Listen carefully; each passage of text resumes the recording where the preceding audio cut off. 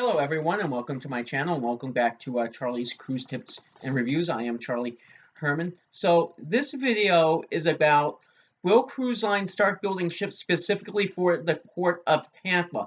Now, for anyone who has ever cruised out of Tampa before, you know how nice it is. Downtown Tampa is and how easy it is to get to the cruise port. You can literally see all of downtown Tampa from the top deck, the Lido deck or the Sun deck, whatever each cruise line calls it. You can see downtown Tampa from that area. You can see the hockey arena. You can see the Marriott Hotel. You can see all of downtown Tampa, and it's beautiful. And it's very easy to get to. But when you've cruised out of Tampa before, one of the highlights of it is going under the sun. When you leave out of the channel, when you leave out of Tampa, when you're cruising out of the channel, you go out of the sun under the Sunshine Skyway Bridge, or also known as the Tampa Bay Bridge. Now, the only thing about that is because of the height restrictions, most recently only older and smaller ships have been able to sail out of Tampa because of those height restrictions. Because that bridge does not have the same clearance as, say, the Verrazano Narrows Bridge here in New York, in which case you can get larger ships to clear under that bridge, such as the NCL Escape has gone under there, the Epic has, the Getaway, the Breakaway. So larger ships do have the clearance to go here out in New York and under the bridge here.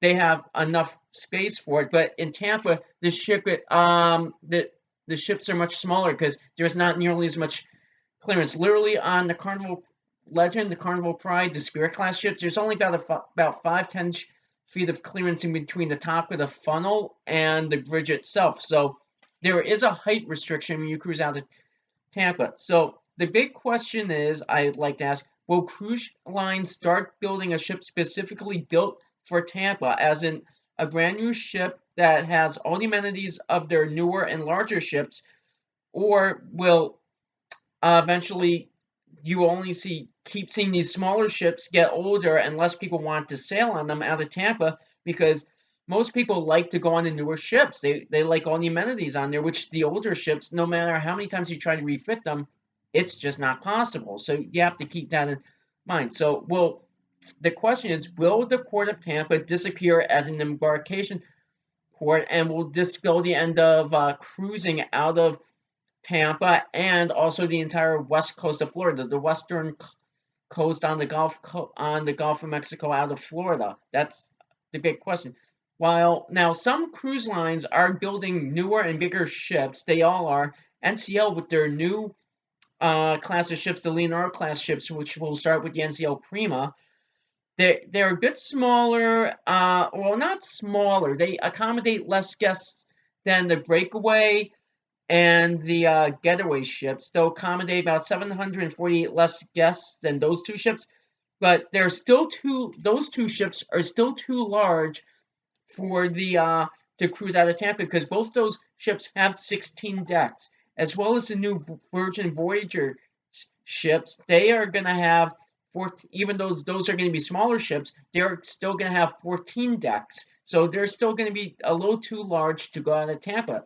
Now, the only cruise ships that currently operate out of Tampa right now from the three major cruise lines are the NCL Dawn, which has 11 decks, the Carnival Pride, and the Royal Caribbean Serenade of the Seas, which both have 12 decks. So these are significantly smaller ships as well. All three ships were built in the early 2000s.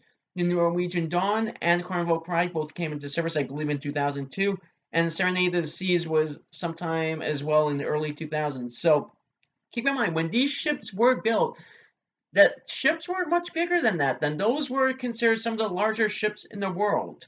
So keep that in mind, how much cruising has changed and how the ships have more technically advanced. They have more amenities. So this does spell trouble for Tampa unless the cruise lines decide to build a ship specifically for Tampa, which goes into the two solutions I have, which are both very unlikely, but this is what I would like to could happen, but as I said, are both unlikely.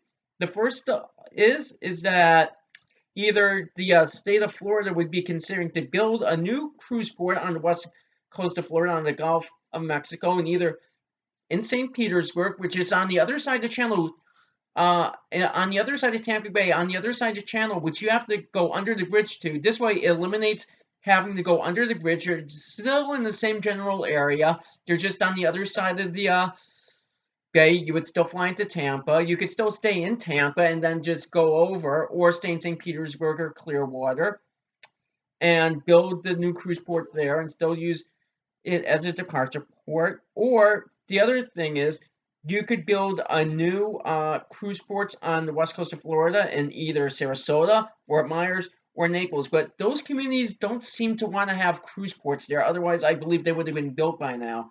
From what I understand, they just don't want the large cruise ships there. They don't want a cruise port there. Those communities like the way things are there. The other solution is which is also unlikely because I don't know how they would be able to do is for the cruise lines to build ships specifically for Tampa, which have all the amenities that everyone likes right now on the newer ships, but with less decks that can clear under the bridge. And I don't know if that's possible because you're gonna have to take something out, such as water parks or the or certain areas on the ship which are adult only decks, which like the taller decks, because there's only so many things you can fit on a smaller cruise ship. So that's the question. I'm not sure if it can be done.